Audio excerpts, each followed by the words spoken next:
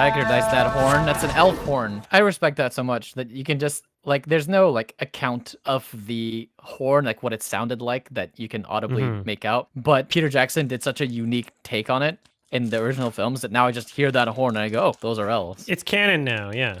It is. You can make something I love it. like the sound of a T-Rex. From Spielberg's Jurassic Park. Or a bald eagle. You know how like the bald eagle doesn't actually sound like how it's... Except that's just a lie, because there is a real bald eagle that you could reference. It's the sound of the red-tailed hawk that they use for bald eagles in movies.